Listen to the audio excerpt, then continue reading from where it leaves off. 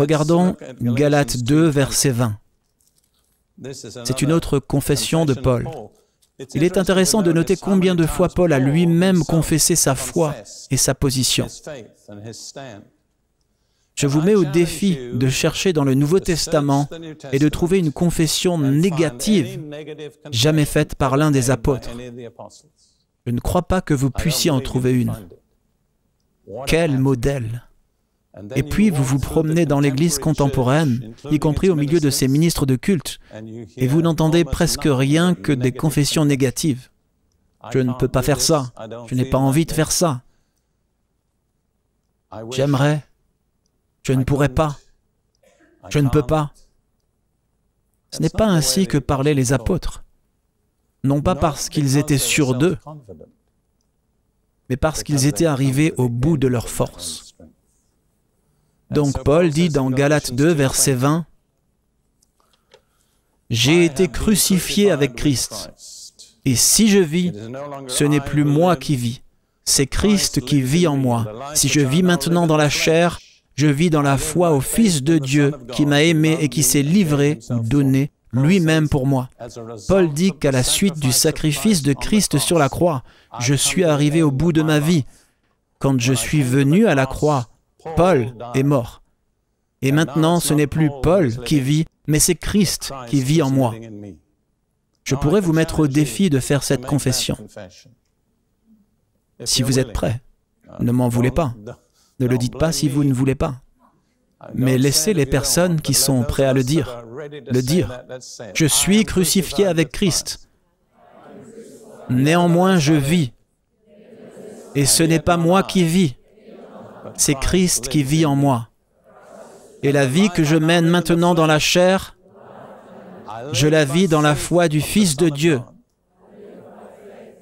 qui m'a aimé et s'est donné lui-même pour moi. Et vous voyez, vous remarquez que j'ai changé de la New King James à l'ancienne King James, qui est la traduction littérale, dans la foi du Fils de Dieu.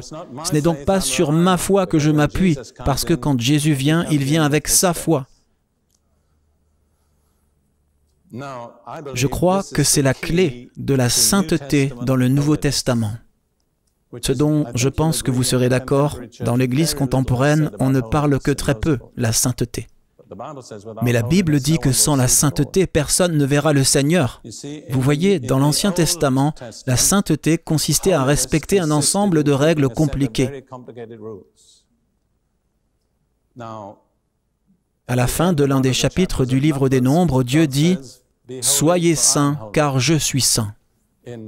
Dans la première lettre de Pierre, au premier chapitre, Pierre cite cette déclaration et dit « Soyez saints, car je suis saint », s'exprimant en la personne de Dieu. Mais il y a une différence totale. La sainteté du Nouveau Testament n'est pas l'observation d'un ensemble de règles. Ai-je communiqué cela? La sainteté du Nouveau Testament n'est pas accomplie en observant un ensemble de règles. La sainteté du Nouveau Testament est accomplie en mourant et en laissant Christ vivre sa vie à travers vous. Ce n'est donc pas moi, mais Christ. Je le dis ainsi, ce n'est pas lutter, mais céder. Ce n'est pas l'effort, mais l'union. L'union avec Christ. Je pense toujours à une petite histoire d'une dame dévouée quelque part, qui est admirée pour sa vie sainte. Un jour, un autre chrétien lui a dit « Sœur Untel, comment faites-vous pour résister à la tentation ?» Elle a répondu « Quand le diable frappe à la porte, je laisse Jésus répondre. » Cela résume bien la chose. Ce n'est pas moi, mais Christ. Ce n'est pas ce que je peux faire, ce n'est pas mes meilleurs efforts, ce n'est pas utiliser tous mes muscles spirituels, mais céder. Laissez Christ le faire en moi et à travers moi et pour moi. Il y a cette image dans Jean 15 de la vigne ou du cep et des sarments qui l'illustre parfaitement.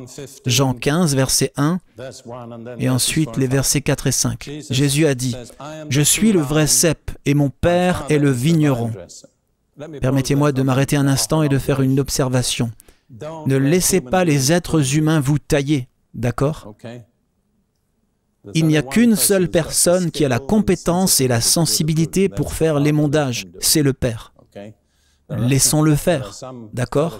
Il y a certaines communautés où les dirigeants veulent vous tailler. Ne vous soumettez pas à la taille humaine, car elle sera douloureuse et ils couperont probablement la mauvaise chose.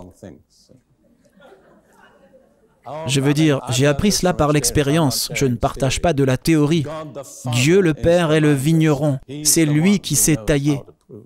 Et notre tâche en tant que ministre et responsable du peuple de Dieu, ce n'est pas de faire l'émondage, c'est d'aider les gens à se soumettre à l'émondage de Dieu et de partager le processus avec eux. Quoi qu'il en soit, plus loin, Jésus dit au versets 4 et 5 de Jean 15, « Demeurez en moi et je demeurerai en vous. Car le sarment ne peut de lui-même porter du fruit s'il ne demeure attaché au cep. Ainsi, vous ne le pouvez non plus, si vous ne demeurez en moi.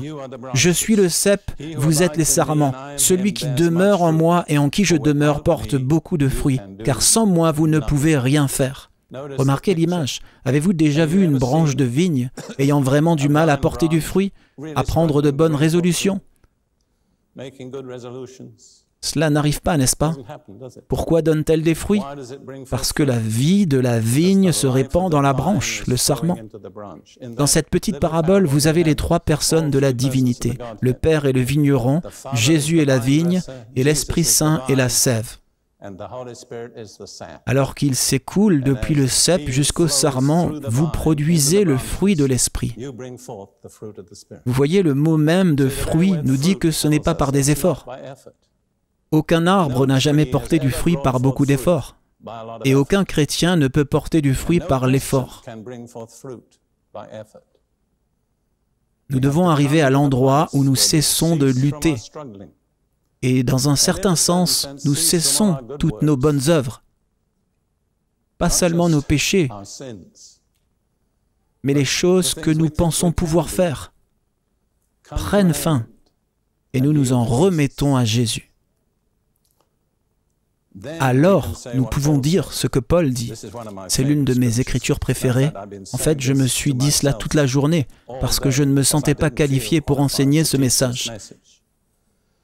Pour moi, enseigner la croix est le plus exigeant de tous les sujets. Mais dans Philippiens 4, verset 13, après que Paul ait traversé tous ces processus que je décris, veuillez noter qu'il dit « Je puis tout par Christ qui me fortifie. » Maintenant, il existe un meilleur texte que nous n'aborderons pas, qui omet le mot Christ. C'est la version Prince. « Je peux tout faire grâce à celui qui me donne la force intérieure. » Je ne peux pas expliquer la raison de cette traduction, mais je crois qu'elle est bonne. Il serait peut-être bon pour nous si nous prenions une grande respiration, nous nous détendions et disions « Je peux tout faire grâce à celui qui me donne la force intérieure. » Répétons-le. « Je peux tout faire grâce à celui qui me donne la force intérieure. » Voilà pourquoi nous avons besoin de la croix. La deuxième raison, c'est parce que seule la croix libère la grâce de Dieu. Vous pouvez avoir toutes les règles et tous les principes et tout l'enseignement, mais vous ne pouvez pas le faire tant que la grâce de Dieu n'est pas libérée à travers la croix. En fait, plus il y a de règles, si vous ne savez pas comment libérer la grâce de Dieu, plus vos problèmes s'aggraveront. Et au bout du compte, vous risquez de tout jeter par-dessus bord et dire « Ce n'est pas bon, je ne peux pas le faire. » Vous avez parfaitement raison, vous ne pouvez pas le faire. Je ne peux pas le faire. Il n'y a qu'une personne qui puisse le faire, et son nom est Jésus. Mais lorsqu'on lui permet de vivre sa vie en nous, quand nous nous sommes soumis à la croix et que nous sommes arrivés au bout de nous-mêmes, alors il est abondamment capable de le faire. Et si nous ne le faisons pas parfaitement bien du premier coup, il ne nous rejette pas. Il nous dit, « Tu as bien essayé. C'est là que tu t'es trompé. Maintenant, recommençons. » Et il est si patient.